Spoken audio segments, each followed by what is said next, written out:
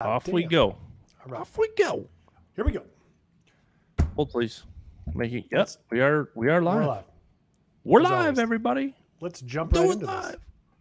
Has there ever been a live show that's unscripted that doesn't start with "We'll do it live"? Fuck it. We'll do it live. Ours. Mark Baldwin. Ryan. How are you? French. How are you, sir? I'm great. Good to see you. Good to see you after this long weekend of golf. Yeah. Let's start. We're going to, guys, everybody's joining. Thanks for joining us. Sponsored by Yard Force, yardforceusa.com. Go check them out. Brother just sent me a Blink video of him driving by in his riding lawnmower that he bought from Yard Force. So, not the Roomba? Not the Roomba lawnmower? Not the robot one. He has a rider and he uses it all the time. Hashtag retired life. Mark Baldwin, let's start with your grades of the U.S. Open. You know course architecture better than I do because you play golf for a living. How did LACC hold up? I'm going to say this was a good U.S. Open from an architectural interest standpoint, not a great one. The reviews that we received from players on the ground, caddies on the ground, spectators it was incredible to be there. People would have loved to play it. The experience of being there front and center really met expectations, but TV didn't quite do it justice. And, I think the golf course just didn't quite pack the punch that fans were hoping for. And I think that largely had to do with, as has been pointed out a million times, just the width of the fairways. It just seemed, especially down the stretch, it seemed like a lot of the trouble, a lot of the angles had been taken out of play by how long everybody was hitting it. Obviously, Rory and Wyndham, two of the longest guys with the highest ball speeds, end up there at the end on Sunday. I think that says a lot. And then it just didn't feel like there could be an imminent collapse coming down the stretch just because, not that fairways were taken for granted, but you didn't have quite the added pressure of having to really step up and hit a real tight one coming down the stretch. All right. Grade for the course only in a U.S. Open setting. Go. I'm gonna give it a B. A B. Okay. Yeah. Fair enough. I will not comment. I am going to leave golf architecture to the experts, players, Andy Johnson, people who know way better architectural stuff than I do. I will handle it from the atmosphere. The atmosphere sucked. End of story. It stunk. Zephyr tweeted out, like, I've seen more people at a Corn Ferry event. True. I said I've seen more players at a live event, or more fans at a live event. True. Like, the first tee, everybody talked about it. The first tee was basically only members allowed. There was no atmosphere there. They limited the amount of tickets, which would have been fine, except they even limited more. It was almost all corporate setting. It just was I tweeted it out, and what I said, or what I've thought about, Mark, once I tweeted out that it was a snoozer, I didn't get a ton of pushback, right? Like, that's not normally you tweet, if I tweet out something like that, there'll be, even if a lot of people agree, there's going to be 20% or 25% are like, you're insane. There was almost no pushback. And that's pretty, to me, like, that is what kind of drove home that it was kind of a snoozer. The atmosphere, D+. It stunk. Like, not good. It just wasn't good. Like, there wasn't enough people. There's no energy. Like, again, it's not the Canadian Open, but the Canadian Open had such awesome energy. Like, so cool, right? And for the live bots out there, like the live event in Australia, like, it had a cool vibe. Like, this had nothing. Like, Ricky made that bomb on Saturday, and there was like 25 people clapping. It was not great. So I don't know anything about the course. I don't really care that people shot 10 under in the U.S. Open. I know some people do. I understand that part of it, but that doesn't matter. That doesn't really matter to me. If it was that leaderboard, there was some energy. It was kind of a snoozer. Like, listen, Wyndham's a nice guy. No problem. No problem with Wyndham. This has nothing to do with Wyndham. It's just like he was in control for most of the part. 18 didn't have a ton of drama. Rory didn't make any putts. Like, Ricky obviously fell off. It was just like, it was kind of a snoozer. Yeah, I wonder, the scale of the golf course was pretty immense. The holes are just really big. And so if you don't have, it's kind of like if you're shooting a movie, we're talking about Hollywood. So if you only have so many extras when you're shooting a movie, you need to, like, let's say a boxing scene, you push them all into a really like tight corner and you push the camera in close on them. So it looks like it's really packed, right? If you're shooting a soccer stadium, kind of the same idea, just watching Ted Lasso. This was just a really big stage, a ton of space, and not as many fans. So it had that added effect of looking even sparser. And obviously the players agreed the energy just wasn't there. I wonder, here's a question for you. What if one was a par 4? Let's say they move the tee up 5 yards, 10 yards on one, okay? It doesn't change the scoring average much, maybe like 0.1, 0.2, whatever. But so that's 3 or 4 less at the end of the tournament that is the winning score. Does that change everyone's opinion, or do they just move on and bitch about something else? Yeah. I mean, I don't even care. Play it as play a par 3, par 4 buff. I don't care. You got to have some fans there. Like, it's just such a dud opening. Like, and again, I'll leave it to people who know about architecture. I've said many times, I know literally nothing about architecture. Like, when I play a golf course and I go, oh, I like that. And somebody goes, why? I go, I don't know. I just kind of liked it. So I don't know. I'm not talking architect. If a 4 would have made it better, maybe so, but I can't comment on that. But you got to have bigger, like, you got to have some sort of energy. There's no, like, of course, those guys all had nerves. It's the Sunday at a U.S. Open. But, like, the crowd, like, pumping up a big set of stands, that's what makes the Ryder Cup. That's what makes major championships, is like huge grandstands on the first tee. You come through the tunnel, you're like on the tee, and like, especially for guys like Wyndham Clark, hasn't been in that position before. Like, that's the opening. It was like a good Corn Ferry event.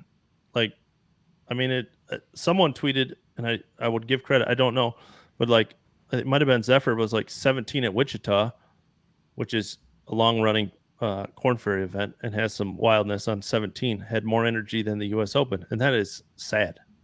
That's sad. Yeah. Well, I don't know if you saw the Corn Ferry Tour post, but they do have the biggest grandstands, I think, of the whole year in Wichita. Yeah. And they do a really nice job, and they make it a big amphitheater around 17, and they had the entire crowd singing Sweet Caroline. Now, they used to have, I think if you made a birdie, it was $1 beers for like the next certain amount of groups. And what jackass ruined that?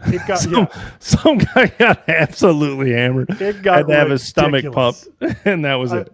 I mean, yeah, it got people falling off. I mean, it got ridiculous towards the end of the afternoon waves. But obviously that gets way overshadowed, and it's not even an afterthought, the Corn Ferry Tour, really. But when you talk about course setup, architecture, course setup specifically, look at the scores on Corn Ferry Tour this week. I know we're going to get there at the very end of the show, but there were 60 players that shot 10 under to 19 under. That is incredibly bunched up. It happens all the time on Corn Ferry Tour. And it just kind of speaks to, like, bad shots don't get penalized. Okay? And that's what everybody's talking about at, like, Wyndham's 18th. Like, he obviously whiffed it and is in the fairway. Well, that's true. But also, when we talked to Nick Hardy earlier in the week, he was saying that wasn't quite the case in the course setup. Like, good shots were getting rewarded. Mediocre shots, you weren't getting away with them. So you did see the separation at the top of the leaderboard. Except on 18. Everybody was fired up about 18. I had already checked out. I was like, this is I don't know. Definitely, it's so hard to remember because it's such top of mind. And I'm sure there's some U.S. Open that I watched that was more boring than this, but it's just, I don't know. Like, someone tweeted, it was like, I had such like I planned my day around it. I kind of like, even though I joked about how late it was, I love West Coast majors. So it's like we had dinner, the kids had their tablets. It was like I am ready to go, and there was like it was a snooze o'clock was the Yeah. tweet. Well, and it's hard for you too because you went to Brookline last year. You were at the Country Yeah, Club with Michael Bamberger on the grounds, and that was such an incredible U.S. Open. good That was point. always going to be a tough one to follow. That had kind of it was a very opposite type of setup, Yeah, and the golf course had a lot of intimacy to it and history. And everybody performed at the end. There was a lot of players there, and they were making moves, and you didn't quite have that. It just felt like everyone was hanging on despite Rory hitting a lot of good shots, just not making anything. And Wyndham, give the guy a ton of credit. He showed an incredible amount of grit there to get all those yeah, all those up and downs. And then what was it on? Was it eight, the par seven, the par five, when he hits it in the shit and he goes right under it, and yeah, he goes from yeah. potentially A little whiffy. an eagle opportunity to make it potentially double, and he saves bogey there. And that was a huge turning point. Yeah. Again, none of this towards Wyndham. He obviously played great. His reaction was awesome. It obviously meant a ton. The people around him meant a ton. He's lost his mother. So none of this is at Wyndham. It's not his, that's not where I'm saying the atmosphere is just, it was just a snoozer. I think the tie-in from the U.S. Open to the Travelers would be Ryan Gerard. Transition. Mark, yeah, transition, segue. Would you attempt anything like that? But knowing the position Ryan is in. Yeah, 100%. I mean, he's in a position where he has to do that. And not only that, this is the last elevated event on the schedule. So you got to do everything you can if you have the kind of points and in the situation that he's in to get there. And so I know you've covered this from the very beginning. Take us back there and tell us what he was thinking. Yeah. I texted. So I had texted him. My dogs are going absolutely hammered. We have not had neighbors for like 6 months. It's summer. Neighbors are back, and the dogs going full blown hammer every time they say that. But yeah, I texted him last night. He was at the airport in Los Angeles, and I didn't get this from him, but somebody else tweeted it underneath in mine. Like, people are airline snobs, first of all, or not snobs, but they're like nerds. There's airline nerds, and he's like, some guy tweeted like, "There's only a JetBlue going from, L.A. to Hartford." So evidently it was a JetBlue. And I know you're not an airline snob. You rode Spirit for your last flight. You're not an airline snob, but you are an engagement farmer. Oh yeah, old Gertie. That guy. I hate when they delete the tweet. I got to start screenshotting him instead of deleting when people come at me, because they're the softest people. I guarantee that guy had this called someone soft, probably me. But all right. So Ryan texted him last night. He was supposed to get into Hartford at 6:30. It was late. 7:30. Got to the course 8. For those that didn't see, there's a picture of him hitting next to Harry Higgs. Some boots on the ground for me. Said that Harry asked if he got any sleep. Ryan said no. And so Ryan has special temporary membership. He has to get into the top 125, or he's basically not really back to zero, because he's going to go to the final stage of Q School, but he could definitely be back in the same spot that he is currently with Korn Ferry status. So, it is a very important, like any start is very important. So off he went to the Travelers. He shot 2 under. Pretty impressive considering the circumstances. You hope you catch lightning in a bottle, shoot 5, get through a playoff. Chip McDaniel, who did the same exact thing. For those that didn't see the screenshot, Chip went from Pebble to Travelers. He actually flew into Boston and then drove 2 hours to the Travelers, got through a 6-for-1 playoff.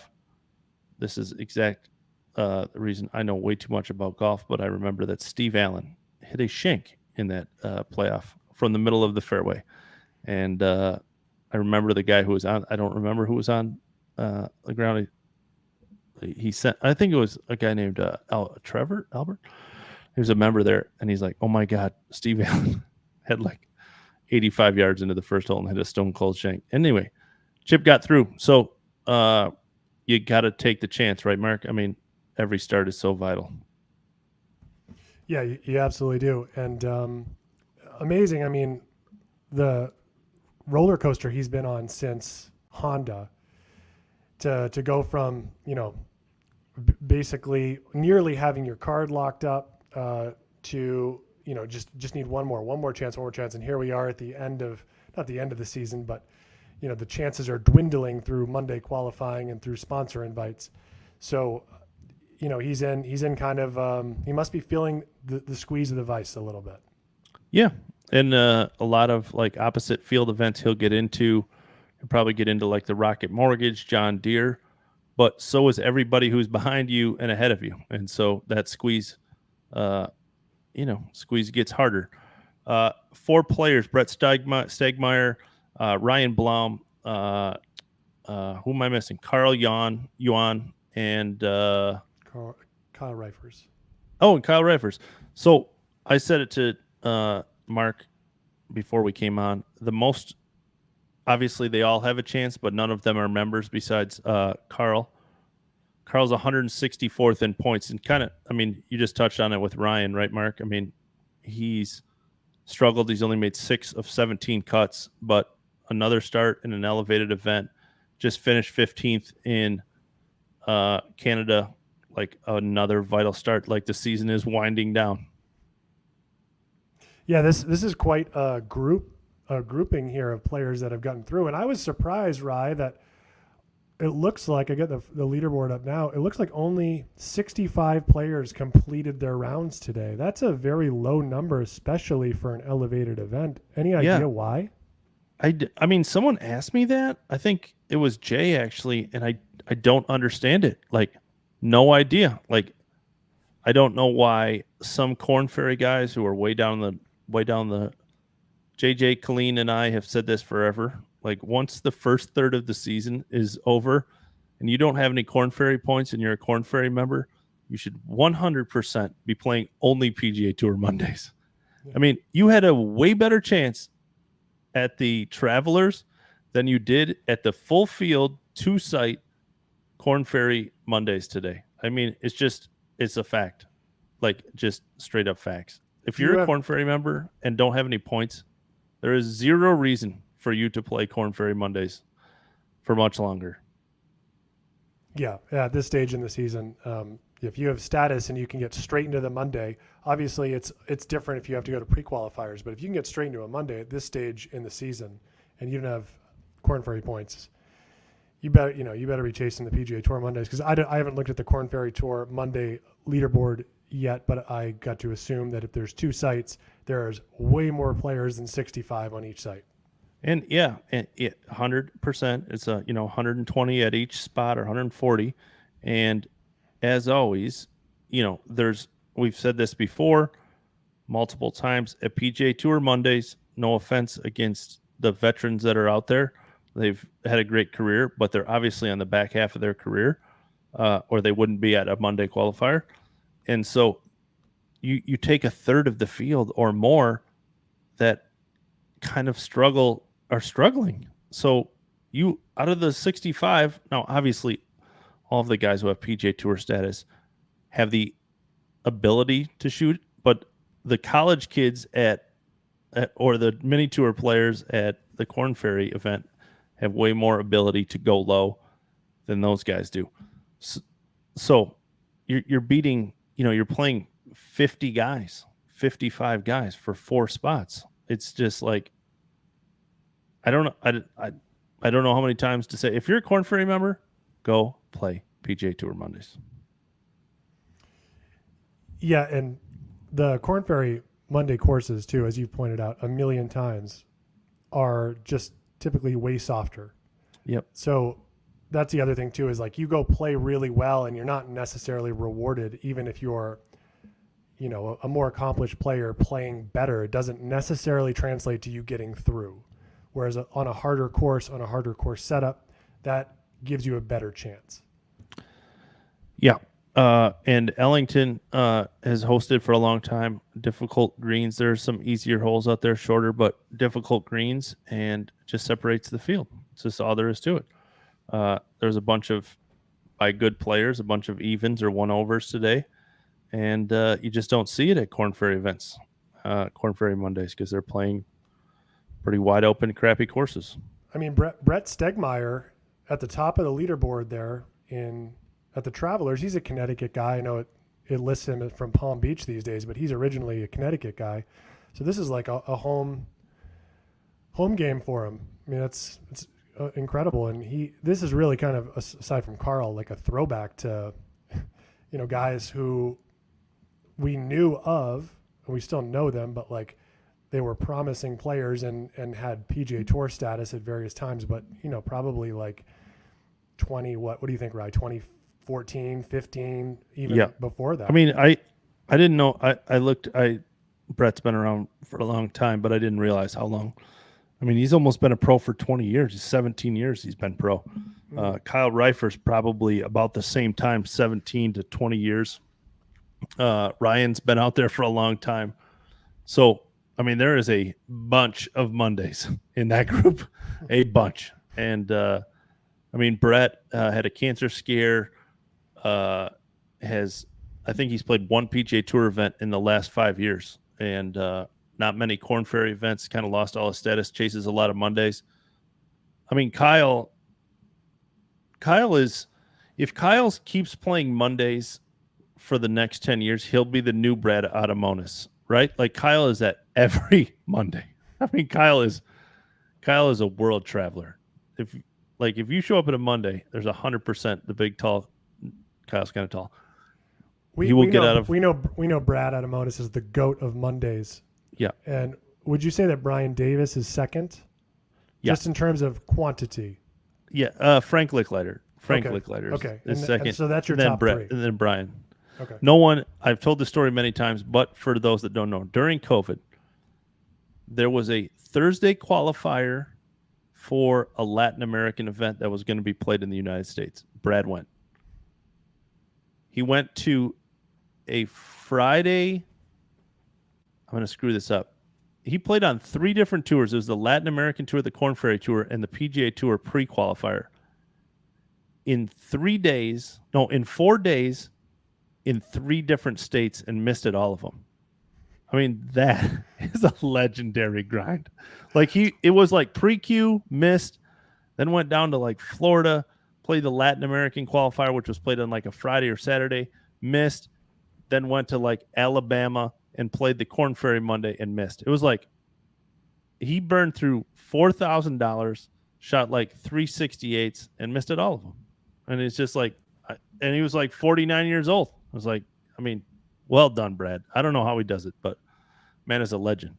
I know. Well, he's chasing champions now. He's gotten through, I think, maybe two Mondays on the champions. But every time we've seen him in the last couple of years on a range when we've been together, you've been like, hey, Brad, like we got to get together and let's have you on the pod. And I want to talk, I've got so many questions to ask you about like how much you've spent on Monday qualifiers, how many you've done. Like, do you know those things? And he'd be like, yeah, we'll do it. Sure. Yeah. It never does. Just like very matter of fact. And I got to get him on because I got to know. We got to pin him down to a date. Yeah. We just got to get him on we're just going to take it'll probably be at that APT event. Never know. You never know. He just played in the Mass Open, for those that don't know. Like, missed it. I'm sure he missed it. I don't even know, but I know that he missed it at Champions Monday and then got over to the Mass Open for whatever that was, a Wednesday through Friday event. If he misses at the Champions Tour event the week of the APT, and he's playing in something. Yeah, 100%. He's playing in something. All right, Mark, real quick, what are our plans for next week? Where are we going? What are we doing? We got a good weekend. We got a non-Monday Q weekend coming up, and then a Monday Q week. We're meeting this weekend in Chicago, and we're gonna play 2 places that probably wouldn't normally let us through the gates, but we're pretty fortunate to know a couple of people in high places at these courses. They're both courses that start with B's. Yep. And so we're going to spend the weekend warming up for the APT event in Peoria. What is the actual tournament title? It's like the Illinois Children's Hospital. Yeah, Children's Hospital. I'm playing in the Pro-Am on Monday. I believe Mark is too. You're the celebrity in the Pro-Am. Tony Romo is playing. Oh, yeah. Not as a celebrity. All right. I will tell my story to end this. Thank you, everybody, for listening about the first time I played Butler National.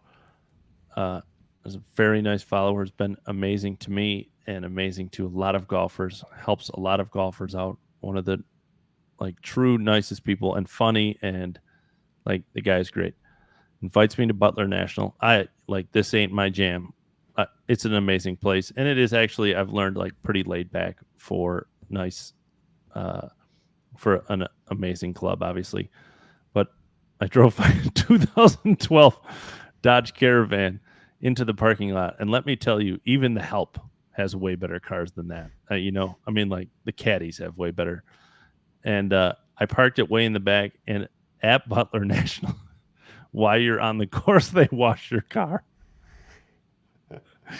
And I hand the keys to the valet guy, and he's like, "I'll park it for you." I go, "No, it's fine, dude." And I got back there, and he said, "You don't really want me to wash this, dude?" And I was like, "No, you don't have to wash that." My 2012 Dodge Caravan used to be wrapped as a can of soup. It's the restaurant I work for, and it still had the sticky stuff from the wrap on the side of the car. I was just like, I could not park that thing far enough away from the clubhouse. So do you want us to wash this, or give it a new paint job, or burn it? Yeah, or start it on fire. So amazing. Yeah. So we're playing. Mark has never played Butler. The gentleman who was having us out, again, amazing dude. Actually had a trip to North Carolina that he delayed one day in order to host us at Butler. So pretty awesome. Super excited.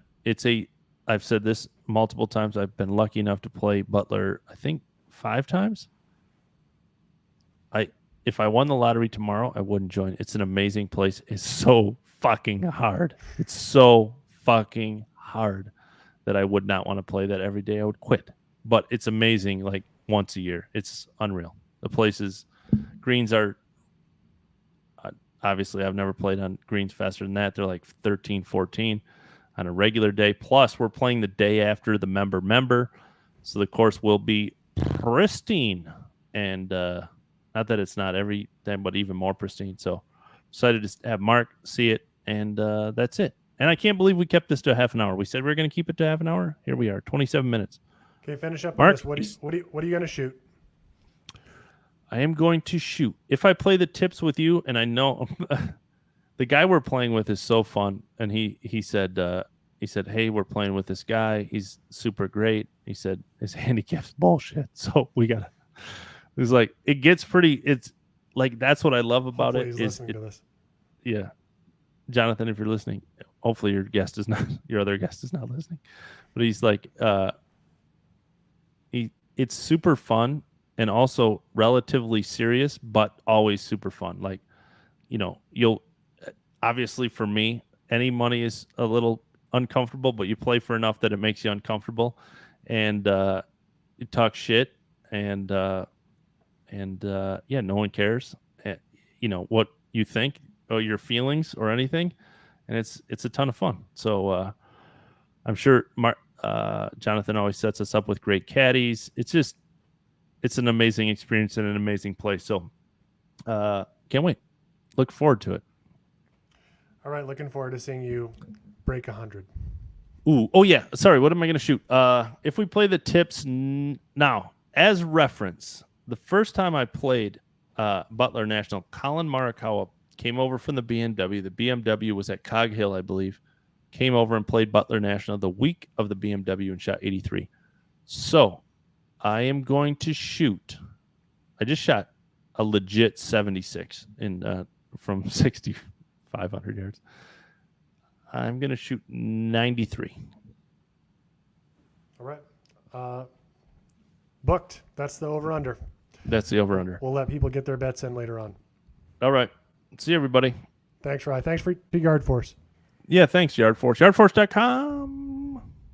Check them out.